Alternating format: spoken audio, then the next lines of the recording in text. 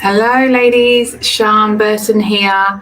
I am your private practice growth and marketing expert, and I'm here this week for our weekly video training to talk to you about the importance of boosting your financial resilience in case we do end up moving into a recession. I know that's like a dirty word at the moment, and I really want to make sure that I provide you with as much information and knowledge as I can to support you to feel comfortable and confident in whatever the future might throw at you. So, excuse me. What I want to talk to you about today is why your financial stability is so important when it comes to any onset of a recession. And I know in Australia, the likelihood of that happening has just been increased. Last week it was spoken about, and I know in the US it is looking 50-50 likely too. If this is something that's really playing on your mind and you're laying in bed at night thinking, oh my goodness, I've got people I'm responsible for, I have a team, what is it going to look like if we go into a recession? How is that going to affect my business? For some of you, this might be the first time you've experienced a recession in your practice. Tomorrow, I'm actually going to be running an extended training that will be 60 minutes long, where we will be looking at how to recession-proof your practice. If you would like information to join us on that, just comment below and we will get you all the details. But today I just wanted to really touch on this small piece of, which we'll be talking about more tomorrow, but around why securing your cash flow and having financial stability and security is so important. And a couple of things you can do to do that. So the reason, and I know this is potentially obvious, but I still think it's important sometimes to talk through these things because we don't always see what's right under our nose, is that if you are walking a line right now in your practice where you're not able to pay yourself, or you're not able to pay yourself well, or cash flow is consistently tight, any reduction in client numbers is going to have an impact on your financial health in your business. And if you're walking a very tight line as it is, potentially is going to be the straw that breaks the camel's back. This is not something you want to be trying to solve should we enter into a recession here or in the US. It needs to be something that you solve now so that your financial health in your practice is better going into something like that. The ideal is that you would have a financial cushion, you would have savings in your business, capital to work from, to give you some breathing room should we enter into a recession. And that needs to start today. Like you can't be trying to build savings if that happens, because you will be trying to fix other issues that arise from the situation. So having a positive cash flow, putting money aside so that you have operating expenses in savings, all sound wonderful, I know, but if you're running your business week to week, sound impossible, right? It sounds like a pipe dream. So how can you go about building your cash flow up now, improving your revenue so that you can build a reserve so you have a bigger reserve should the situation arise where we have a recession? So this is really geared towards people who have a team, in that if your team are working at 70-80% utilization of what they could be booked, and then you have cancellations on top of that, meaning that even if those cancellations are only at 10%, a team booked at 80% who experiences 10% cancellations is now booked at 72%.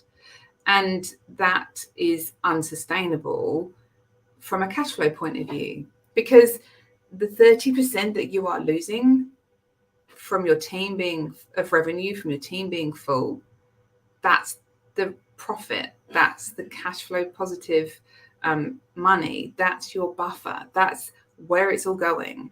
If you're week to week in the finances of your practice, it's because your team are not full. I very rarely meet practice owners where their team are completely full and they're still running week to week from a cash flow point of view.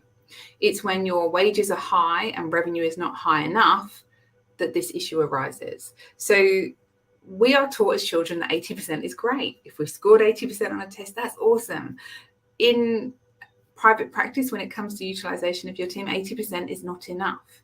Because if a team member can make $100,000 for you and they're making $80,000 for you a year because they're working at 80%, and you've got 3 of them, that's $60,000 of revenue and in large proportion profit that you are not having come into your business because they are working below their maximum utilization.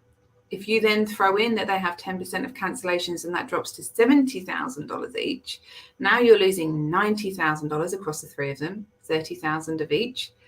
For most of the people I work with, $100,000 is a really nice salary to pull from their practice, particularly if you're not pulling one right now. That's where the revenue uptake can come from right now without any more expense in having more team or adding any more pressure to your cash flow, simply by filling your team up to capacity. That will help you build up your cash flow positivity, which then allows you to have a buffer, which then allows you to have the financial security. So really focusing in on marketing your team instead of waiting on word of mouth so that you're in control of their capacity and their utilization, instead of being at the mercy of whatever referrals come in, is the number one thing to look at.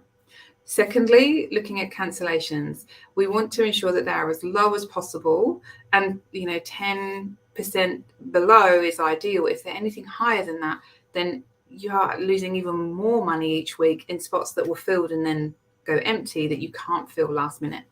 So key things around that is ensuring that you have a cancellation policy that is consistently shared with your clients, even if you don't ever charge it. For 90% of people, knowing that they're potentially going to get charged is enough for them to stick to the policy. Making sure that you have reminders in place so that people don't forget. Making sure that your team follow up with anybody who needs to reschedule 48 hours before to ensure that they do reschedule and you do get them back in so that that isn't a lost client. Key things that you can be working on right now to improve your revenue, improve your cash flow, create a buffer, and give you some breathing room if and when a recession comes either to the US or Australia or both. So let me know your thoughts on what I've shared here. If you want to learn more around how to recession-proof your practice, including how to streamline operations for effectiveness and profitability, how to market your team to ensure that they are full to the brim, and also looking at how to support and nurture your team in what is a really uncertain time, so that they feel confident and they are able to work at their best, even with all this stuff going on around them, then join me tomorrow at my live workshop, Recession Proof Your Practice. You can comment below on this if you're interested, or pop us an email if you would like the details, and we will get you registered for that. It is at 9 a.m. Sydney time, which is 7 p.m. New York time. So if you're free and you can make it, or even if you're not free and you just want the recording, let us know and we will get that organized for you. Otherwise, I will see you next week for another training, and I will see many of you tomorrow. I think we have nearly 100 people registered. So looking forward to that. I'm looking forward to seeing you all again soon.